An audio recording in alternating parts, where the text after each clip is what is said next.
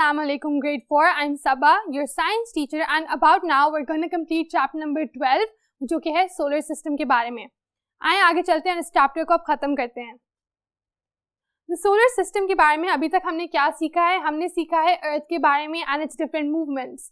हमने पता किया है कि अर्थ जो है वो रिवॉल्व भी करती है, स्पिन भी करती है, यहाँ तक कि वो अपने एक्सिस पे रोम अबाउट भी करती है और टिल्ट भी करती है. लेकिन आज हम उससे एक स्टेप फर्दर जा रहे हैं. आज हम बात करें कि स्पेस क्या होता है, अर्थ एग्जिस्ट कहाँ करती है, उसकी सराउंडिंग्स में क्या है और फिर स्पेस के बाहर क्या है, which is very interesting. So let's begin with the definition of space. The area in which planets, stars, moons and other bodies exist. वो सारा एरिया जिसमें planets भी हैं, stars भी हैं, moons भी हैं, उसको क्या कह रहे हैं हम? उसको हम स्पेस कह रहे हैं. Space is everywhere except the atmosphere of these bodies. तो अब जो अर्थ है उसके अलावा उसके इर्द गिर्द जो है वो सारा स्पेस है. हम कह रहे हैं कि जो भी बॉडी एग्जिस्ट करी है, बेशक वो कोई मून है, वो कोई स्टार है, वो अर्थ इटसेल्फ है, वो कोई और प्लैनेट है, वो खुद स्पेस नहीं है, उसके अलावा बाकी सब कुछ स्पेस है. तो जहां पर भी ये कोई बॉडी एग्जिस्ट नहीं करती उस सबको हम स्पेस कह देते हैं. Space is a vacuum and it has no matter is not entirely true. कहा तो यही जाता है कि स्पेस एक वैक्यूम है, जो कि काफी हद तक सच भी है, क्योंकि वैक्यूम एक ऐसी जगह होती है जहां पर कोई मैटर नहीं होता और स्पेस में भी प्लैनेट्स और स्टार्स वगैरह के अलावा कोई मैटर एज सच नहीं होता. लेकिन ये पूरी तरह से ट्रू इसलिए नहीं है because space contains matter through out. क्योंकि स्पेस में हर जगह कहीं ना किसी फॉर्म में मैटर है, तो स्पेस पूरी तरह से वैक्यूम नहीं है. स्पेस के कुछ portions are vacuum. There are gases and dust throughout space but there is less matter than planets and stars. तो क्योंकि स्पेस में गैसेस हैं, डस्ट है, उन सब में मैटर जरूर है, लेकिन ओवरऑल जो मैटर का कंटेंट है इन स्पेस वो बाकी प्लैनेट्स और स्टार्स से बहुत कम होता है, जिसकी वजह से हम कहते हैं कि स्पेस जो है वो वैक्यूम है. तो अभी तक हमने क्या डिफाइन कर लिया? हमने डिफाइन कर लिया कि स्पेस जो है वो सारा एरिया है जहाँ पर प्लैनेट, स्टार्स, मून्स वगैरह एग्जिस्ट करते हैं. और हम ये भी कह रहे हैं कि यहाँ पर बेसिकली वैक्यूम होता है, मैटर एग्जिस्ट नहीं करता. And that is it for space. अब हम बात करेंगे नेब्यूला के बारे में. आए इसके लिए हम आगे चलते हैं. स्पेस का नाम तो आपने एवरी नाउ एंड देन सुना ही होगा, but nebula might be a new term for you. आए हम नेब्यूला के बारे में पढ़ते हैं कि वो क्या होता है. अ नेब्यूला प्लूरल नेब्यूले. तो एक नेब्यूला होता है तो आप उसको नेब्यूला कहते हो, लेकिन अगर एक से ज्यादा है, प्लूरल है, तो आप उसको नेब्यूले कहते हो. Is a type of cloud and gas dust that exist in space. तो बेसिकली जहां पे बहुत ज्यादा क्लाउड होता है ऑफ डस्ट एंड गैस, उसको हम क्या नाम दे देते हैं? उसको हम नाम दे देते हैं of a nebula. Most of them contain hydrogen gas. Basically nebula एक क्लाउड है, एक बड़ी सी एरिया है, एक बादल की तरह है, जिसके अंदर क्या भरा हुआ है?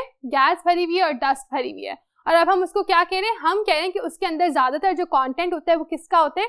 Hydrogen gas. हाइड्रोजन गैस एक एलिमेंट है जिसकी हम एवरी नाउ एंड देन बात भी करते रहते हैं. तो हम कह रहे हैं कि जो नेब्यूला है it is full of mostly hydrogen gas.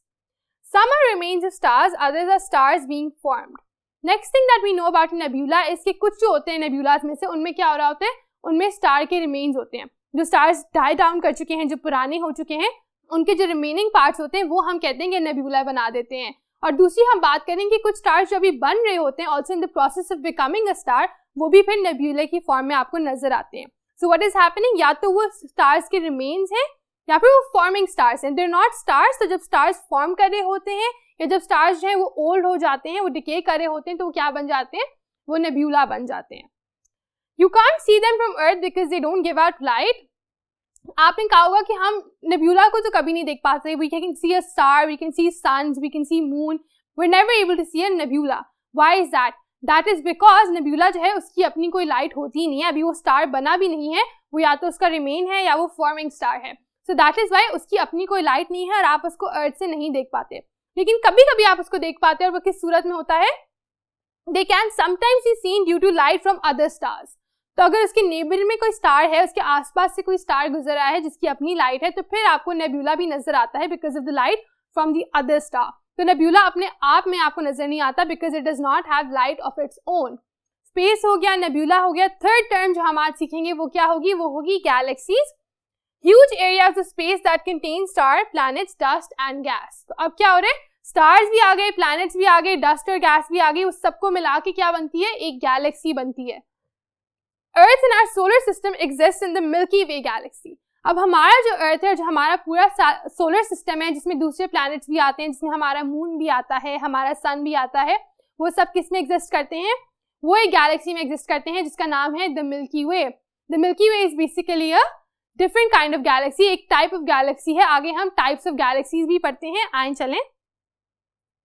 Over here we have listed different types of galaxies. वो क्या हैं? There are 3 types of galaxies. They have different shapes. तो basically इन galaxies में सब कुछ सेम होता है सिवाय उनकी शेप के। क्या different shapes हैं of these galaxies? पहली है स्पाइरल गैलेक्सी, जो कि हमारी मिल्की वे गैलेक्सी भी है। It is spiral in shape. आप ऊपर इमेज में देखो, yes, so that is what a spiral Galaxy looks like. दूसरी टाइप जिसकी हम बात कर रहे हैं वो क्या होती है? वो होती है इलिप्टिकल गैलेक्सी। वो भी एक तरह से सर्कुलर ही होती है लेकिन थोड़ा फ्लैटेंड सर्कल होता है। आप ऊपर उसकी भी पिक्चर देख सकते हो। So that is what an elliptical galaxy looks like. And then the third one is an irregular galaxy. उसकी कोई शेप ही नहीं होती, ना वो स्पाइरल होती है ना वो इलिप्टिकल होती है, it is just irregular, so that is called an irregular galaxy। तो ये 3 टाइप्स हो गई गैलेक्सीज। हमने क्या डिसाइड कर लिया? हमने ये भी डिसाइड कर लिया कि जो अर्थ है वो मिल्की वे गैलेक्सी में है। जो गैलेक्सी है उसमें प्लैनेट्स होते हैं, स्टार्स होते हैं, डस्ट होती है, गैस होती है।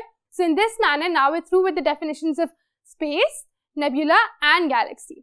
आपके लिए जान के बहुत खुशी होगी कि ये चैप्टर बस इतना ही था, ये खत्म भी हो गया इतनी जल्दी से। And now we can further move on to its review questions, ताकि आपका चैप्टर जो है वो पूरी तरह से कवर हो जाए। आइए देखते हैं कि रिव्यू क्वेश्चंस में हमसे क्या क्या पूछा जा रहा है। So the first question they are asking us is what is the axis of the earth. Very simple. In the first lecture about this very chapter, जो इसका फर्स्ट लेसन था, उसमें मैंने आपको बताया था एक्सिस क्या होता है। एक इमेजिनरी लाइन जो नॉर्थ से साउथ पोल में गुजरी होती है of earth. So you can simply define an axis by saying that. आप उसकी पिक्चर भी ड्रॉ कर सकते हो। अर्थ होगी एक साइड पे टिल्टेड, नॉर्थ टू साउथ जा रही होगी एक लाइन इमेजिनरी, जिसको हम एक्सिस कहते हैं। तो इन सिंपल वर्ड्स आप इसके क्या आंसर लिख सकते हो? आप लिख सकते हो कि the axis is an imaginary line passing through the north and south pole of the earth. Very simple. You can go on with it yourself. You can take help from your book. You can take help from your lesson, and you don't need me to write it down for you. Question number 2 क्या है? How are the seasons caused? Explain with diagram.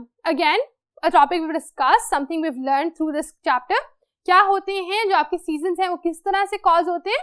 वो होते हैं cause because of the tilting of the अर्थ।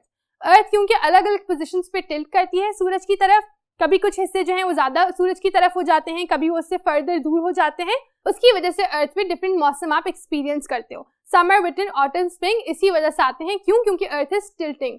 तो यहाँ पर आप वो एक्सप्लेन करोगे कि earth can cause different weathers to happen because of its tilting properties towards changing position for the sun, taking some area towards the sun and taking other areas away from the sun।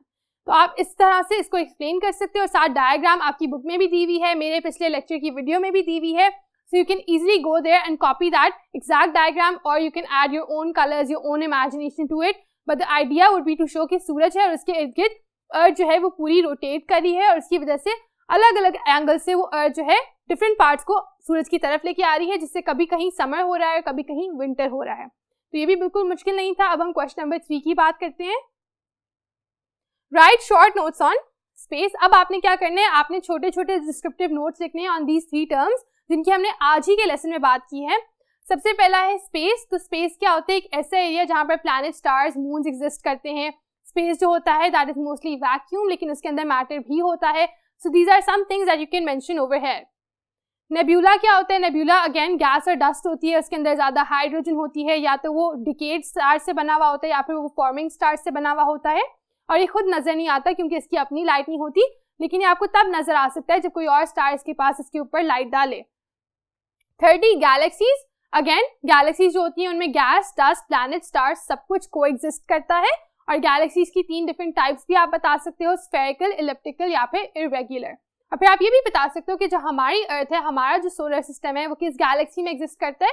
वो milky Way Galaxy में exist करता है। So that's it for this chapter. हमने सब कुछ cover कर लिया। हमने इसके बहुत ही सिंपल क्वेश्चन जो थे उनको भी आंसर कर लिया। आई होप कि इस चैप्टर को पढ़ने के बाद आपका इंटरेस्ट डेवलप हो गया होगा in the concept of solar system and how it functions, and you will try to learn more about it. Stay engaged with this topic because it's very, very interesting, and keep revising this unit. Take care of yourselves. Allah Hafiz.